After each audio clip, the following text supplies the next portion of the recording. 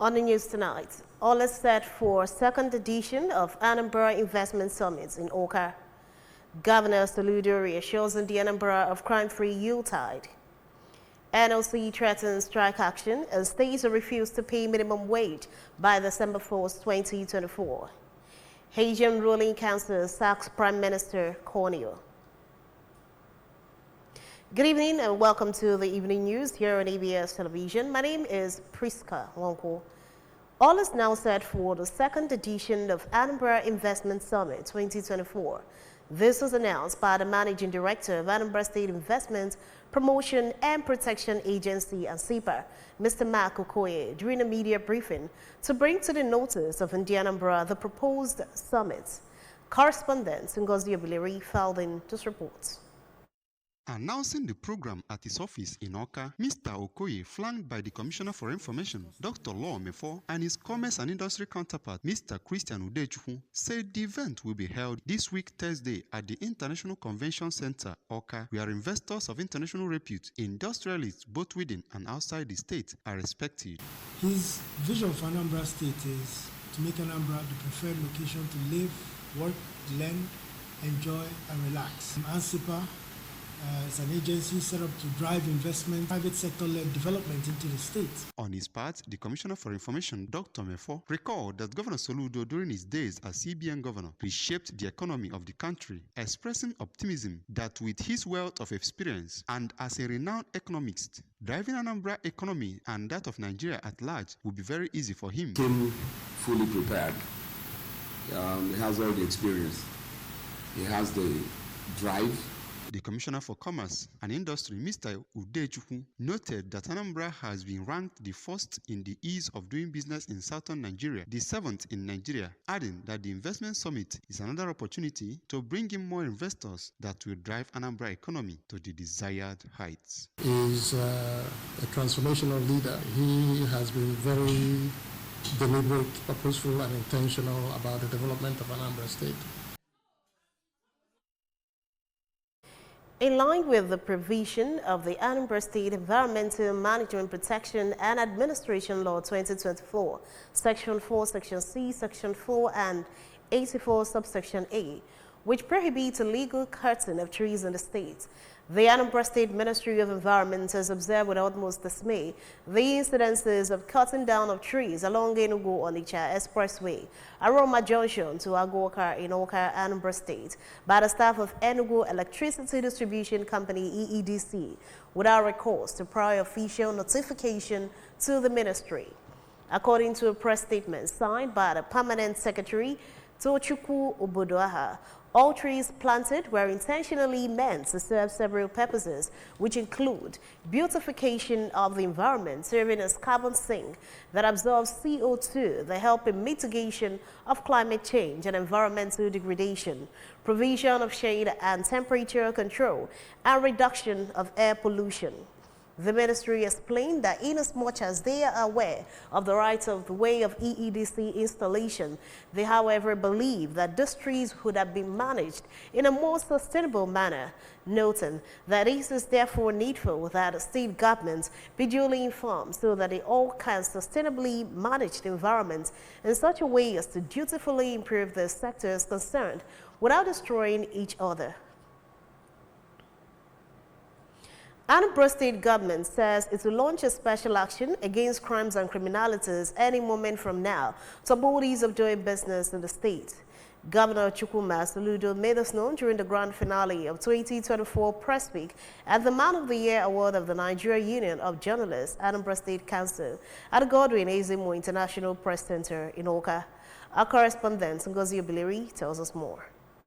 Represented by the Commissioner for Information, Dr. Law Mefo, Governor Soludo said that the government is aware of all the plans by hoodlums to disrupt the peaceful environment being enjoyed by Anambra, but said that he would no longer allow them to ruin what he has achieved so far.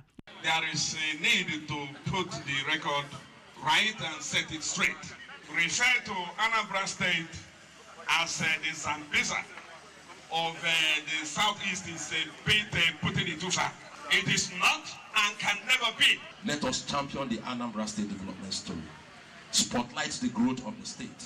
Journalists can seek out and report on highlights that shows the potential of the state. The chairman of NUJ, Anambra State Council, Dr. Odogu Emeko Odogu, while receiving those who came to felicitate with the NUJ, highlighted some of his achievements in the past 3 years and the ones yet undone, appealing to the government and individuals to help the council in some critical areas that need attention.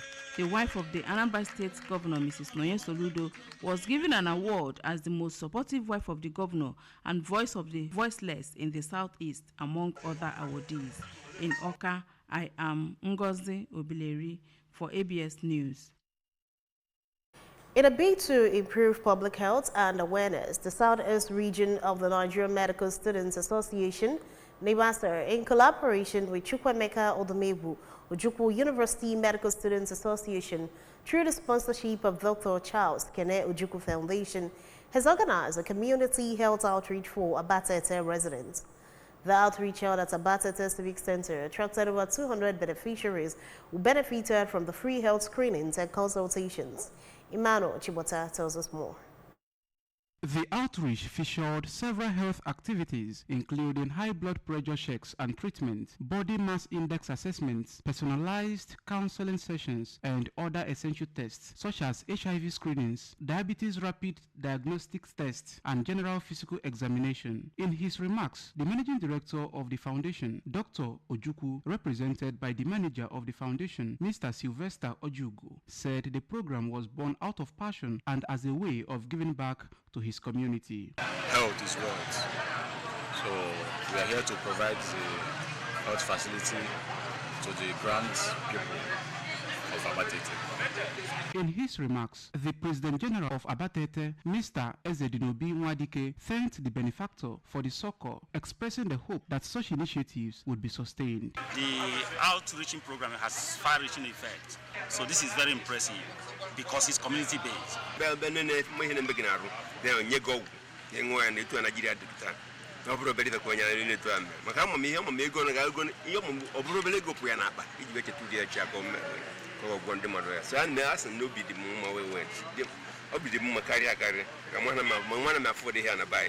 From Abatete, Emmanuel Chibata for ABS News. The Nigerian Labour Congress has given the state government an ultimatum of December 1, 2024 to implement the new minimum wage. It also accused fuel marketers of inflating petrol prices, claiming that the pump price is significantly higher than the actual market value. The NLC contended that Nigerians were being exploited, with citizens enduring heightened suffering and hunger due to government policies which keep pushing many into destitution. In a communique released following its National Executive Council meeting, the NLC highlighted the severe economic hardship across the country and called for an urgent review of policies described as anti-people. The NLC further directed state councils where the new minimum wage is not yet implemented to commence an indefinite strike starting from December 1, 2024 in protest against the unaddressed labor issues. Haitian Prime Minister Gary Conille has been fired by the country's ruling council less than 6 months after he took office. An executive order signed by the 8 of the council's 9 members, named businessman and former Haitian Senate candidate Alex Didier, fails aim as Conille's replacement. Conille, a former United Nations official, was brought in to lead Haiti through an ongoing gang-led security crisis and had been expected to help pave the way for the country's first presidential elections since 2016. He described his ousting as illegal, saying in a letter that it raised serious concerns about Haiti's future. Sports. Fast-rising Super Falcons midfielder Deborah Abiodun has become a household name in the NCAA Division I Women's Soccer Tournament with the University of Pittsburgh.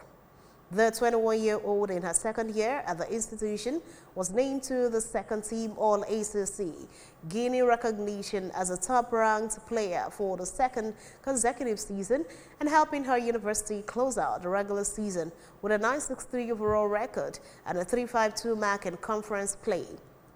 Abiodun came on strong after missing 6 games with injury before the start of ACC play.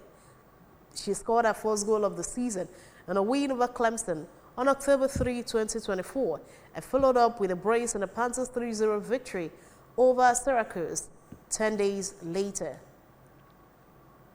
Remember, you can follow news and programs on ABS in many parts of the world by liking our Facebook page.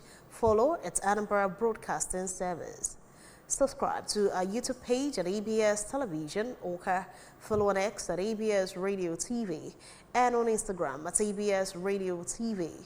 You can log on to our website. It's www.absradiotv.com. To end the news this evening, a recap of the main points. All is set for the second edition of Anambra Investment Summit in Oka. Governor Saludo has reassured in the Anambra of crime-free Yuletide season. NLC has threatened strike action and states are refused to pay minimum wage by December 4, 2024. Haitian ruling council has sacked Prime Minister Cornel. And that ends the evening news at this time on ABS Television. Thanks for watching. My name is Priska Wonko. Good evening and have a wonderful night rest.